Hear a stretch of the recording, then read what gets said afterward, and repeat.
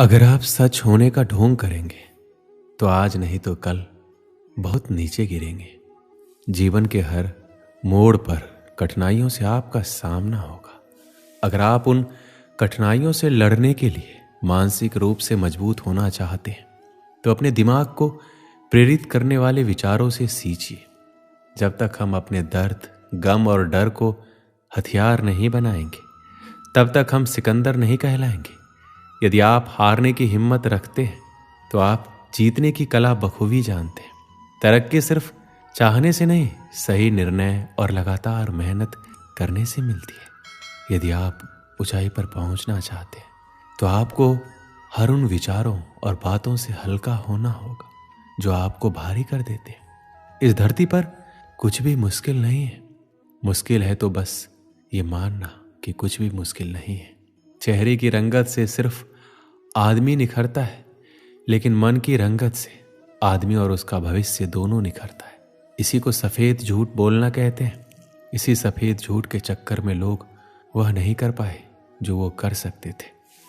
हमेशा इस बात को याद रखिएगा कि जीवन की सबसे बड़ी खुशी उस काम को करने में है जिसे आपका दिल करने के लिए इजाजत दे, वरना उस काम को हाथ मत लगाइएगा जिसे आपका दिल करना ही ना चाहे।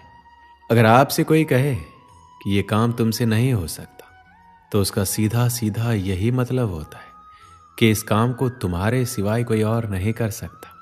अगर आप किसी के एहसान तले नहीं रहना चाहते तो आप दिल और दिमाग से इतने मजबूत बनिए कि आपको कोई भी किसी तरह मुसीबत में ना ला सके।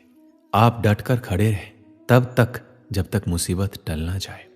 खुद पर भरोसा और आत्मविश्वास बनाए रखिए। सारी कठिनाइयां अवसर में बदल जाएगी। क्या आपने कभी इस बात पर गौर किया है कि अवसर कठिन परिस्थितियों में जन्म लेती है? अगर आप और आपके आसपास के लोग बहुत सुखी हैं तो वहां क्या कोई अवसर पैदा होगा? नहीं ना। तो आज से आप ये मान लीजिए कि हमारे और कठिनाइयों के बीच जो जंग होता है, इसी बीच कठिनाई के गर्भ से अवसर पैदा होता है।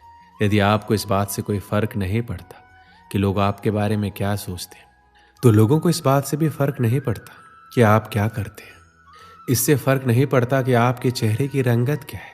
फर्क तो इस बात से पड़ता है कि आपकी सोच की रंगत क्या है। आप समय ना होने का बहाना नहीं कर सकते, क्योंकि आपको भी तो वही 24 घंटे मिलते हैं, उतना ही जितना सफल और महान लोगों को मिलता है। समय का पहिया ये नहीं कहता कि धीरे चलो या तेज चलो। समय का पहिया कहता है मेरे साथ चलो और सफल बनो। यदि एक बार समय चला गया और आपने उसका सही उपयोग नहीं किया तो समझ लीजिए उसको बाद में बड़े अफसोस के साथ ये कहना पड़ेगा कि काश मैंने उस समय को बर्बाद ना किया होता तो आज मैं कुछ होता। यदि एक बार समय चला जाता है तो फिर अफसोस के अलावा और कुछ बाकी नहीं रहता। समय आपकी जिंदगी का सबसे कीमती तोहफा है जो ईश्वर ने सभी को समान रूप से दिया है। अब यह आपके ऊपर है कि आप उसका उपयोग कैसे करते हैं। ध्यान देने वाली बात यह है कि समय का हर पल आपके लिए एक अवसर है और इस अवसर का फायदा उठाकर आप कुछ भी अच्छा हासिल कर सकते हैं। यदि आप हर पल का सही उपयोग कर पाते हैं तो आपको सफलता की ऊंचाइयों को छूने से कोई नहीं रोक सकता। यदि आप नदी की तरह बहते हुए समय का उपयोग नहीं कर पाए तो एक समय ऐसा आएगा जब आपको ना चाहकर भी कहना पड़ेगा कि काश मैं उस समय वो काम कर लिया होता, काश मैं अपने जीवन के प्रति उस समय सचेत होता। कहीं आपके जीवन में ऐसा तो नहीं हो रहा? कहीं आपके जीवन के समय रूपी खेत की लहराती फसल को कोई चिड़िया तो नहीं चुग रही? अगर ऐसा है तो उस चिड़ियों को तुरंत उड़ा दीजिए और बचा लीजिए अपने फसल को, बचा लीजिए अपने खुशी भरे जीवन को, वरना एक ही वाक्य आप जीवन भर दोहराते रहेंगे कि काश मैंने उस समय ये कर लिया होता। जीवन का हर पल एक अवसर है और इस अवसर को कभी भी हाथ से जाने नहीं देना चाहिए। जीवन के हर पल को उससे जुड़े प्रत्येक कार्य को पूरे मन के साथ करना चाहिए। आपका भविष्य आपके वर्तमान पर निर्भर करता है, इसलिए अपने वर्तमान के हर क्षण का सही उपयोग करें। आज नहीं तो कल, कल नहीं तो परसों हम इसी तरह अपने कामों को टालते रहते। जो काम आज हो सकता है उसे कल पर टाल देते और कल आने पर परसों। इसी तरह समय बीतता जाता है और एक एक दिन के साथ हमारे कामों का बोझ बढ़ता जाता है। जैसे जैसे हमारे कामों का बोझ बढ़ता जाता है तो हम उन कामों को करना ही छोड़ देते और ऐसे में कई बार हम अपने ज़रूरी काम भी नहीं कर पाते और फिर बाद में उसी का अफसोस करते।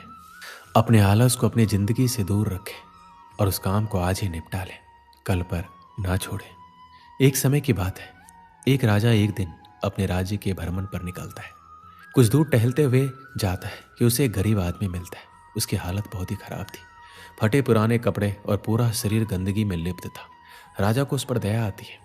राजा अपने राज्य में ऐसे इंसान को देखकर परेशान हो जाता है कि उसके राज्य में बहुत तकलीफ में। फिर राजा ने एक निर्णय लिया कि उस गरीब के घर में चुपके से सोने की कुछ मोहरें रखवा देगा। उस दिन जब रात होती है तो रात के अंधेरे में राजा अपने गुप्तचर को आदेश देता है कि जाओ उस गरीब के घर में सोने की 1000 मोहरें चुपके से रखाओ। और साथ ही में एक पत्र राजा देता है जिस पर लिखा होता है, मैं तुम्हारे राज्य का राजा हूं, ये सोने की मोहरें तुम्हारे लिए। राजा पत्र इसलिए रखवाता है गरीब आदमी इतने सोने के मोहरे देखकर परेशान ना हो जाए। गुप्तचर सोने की मोहरे और राजा का पत्र उस गरीब के घर में चुपके से रख आता है। अब राजा मन ही मन खुश था, उसके राज्य में कोई भी गरीब नहीं है। कुछ दिन बीतता है। एक दिन अचानक से राजा को उस गरीब की याद आती है तो राजा अपने गुप्तचर से उस गरीब का हालचाल पता करने को कहता है। कुछ समय बाद गुप्तचर वापस आता है और राजा को बताता है कि वह आदमी अब इस दुनिया में नहीं रहा, वो मर चुका है। राजा को यह सुनकर बहुत बुरा लगा। राजा ने उसके मरने का कारण पूछा तो गुप्तचर ने बोला कि महाराज, वह गरीब आदमी कुछ दिन पहले बहुत खुश था, सबसे मिलता था, बातें करता था, उसके अंदर काफी बदलाव आ गया था। लोगों ने बताया कि वह अपने साथ एक पोटली लेकर घूमता रहता था, किसी को पोटली के बारे में कुछ नहीं बताता था, किसी को हाथ तक लगाने नहीं देता था। लेकिन महाराज पास के राज्य में एक दिन किसी काम से गया था तो उसकी वह पोटली कुछ लुटेरों ने चुरा ली, जिसके बाद वह बहुत बेचैन रहने लगा, पागलों की तरह बातें करने लगा। लोगों ने बताया कि उसकी हालत पहले से भी खराब हो गई थी। पहले तो वह लोगों के बीच में बैठता था, बातें करता था, लेकिन जब से उसकी पोटली चोरी हुई तब से वह किसी को भी अपने पास नहीं आने देता, इसलिए कोई भी चाहकर उसकी मदद नहीं कर पा रहा था। गुप्तचर पूरी बात कहते हुए राजा के सामने वह पोटली पेश करता है जिसमें 800 सोने की मोहरें होती है।